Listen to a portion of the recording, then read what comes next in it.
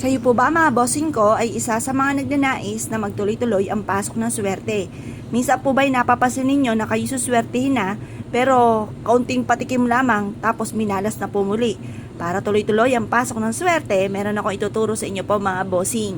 Ito po mga bossing, bago nyo itong gawin, masasabi ko lamang, unang-una, i-mindset nyo na kayo po ay magiging matagumpay sa buhay. Kasi kung gagawa ka ng pampaswerte at ikaw ay negang tao, baka maiyamot ka laang dahil hindi tatalabang inyong pampaswerte kapag po kayo ay nega. Kaya kailangan alisin nyo muna yan sa isipan nyo. Baka naman gumagawa ka ng pampaswerte tapos sa isipan nyo na malas kayo, na baka ganito, baka hindi ito malab yung mga pampaswerte ninyo. Kumbaga, sa inyo pa lamang nakokontra na. Kaya kailangan alisin nyo ang mga ganyang isipin. Kailangan kapag ginawa nyo ito, i-mindset nyo na kayo magiging matagumpay, simula na ito ng tagumpay, yayaman po kayo. Basta ganun lagi sasabihin po ninyo, panay mga magaganda. Kalimutan ang mga pangit na isipin mga bossing. Ngayon pa mga bossing, maghanda ka ng maraming barya. Ngayon po, ito ay paborito ko at hindi ko makakalimutan ito. Kasi nung bata po kami mga bossing, ang nanay ko ay merong kaibigan Chinese. Ngayon po, napakarami mga pampaswerte. Kaya may lumaki mga bossing ko sa mga pampaswerte. At kaya lang, naiiyamot ang nanay ko dahil kapag po kami walang baon, kami po ay kumukuha lang ng mga barya sa mga pampaswerte niya. Kagaya ng sa bawat sulok ng tahanan ay naglalagay ang nanay ng barya.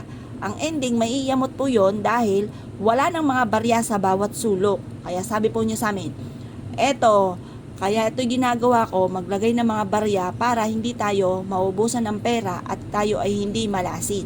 Proven naman dahil nung kami po'y namintay namin na may barya, ay hindi na nga nawawalan at maraming swerte ang dumating.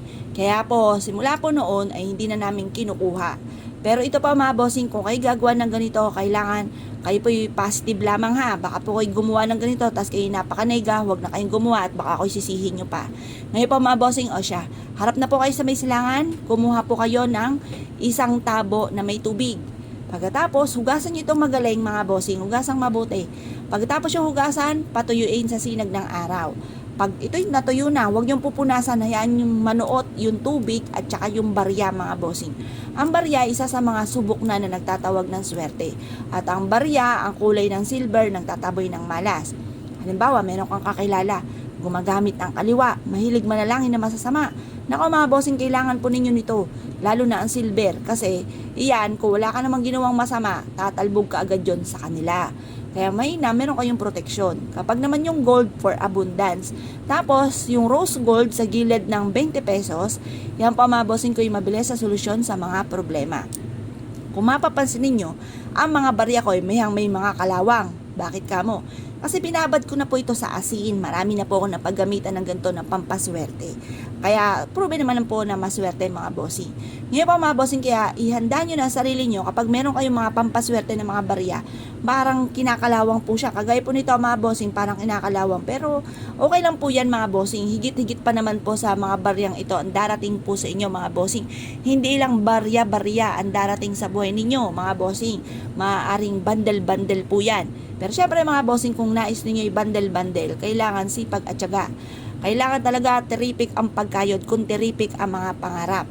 Meron akong kakilala, napakatindi ng mga pangarap, pero wala naman po masama doon. Kaya lang po mga bossing, kay konting kembot lamang ay pagod na. Hindi nagtsatsaga, hindi po siya matyaga. Kaya lagi niyo po tatandaan, kung terrific ang pangarap, terrific din po ang pagkayod mga bossing. Ngayon pa mga bossing, kapag po ito'y naibilad nyo na sa sinag ng araw, natuyo na siya.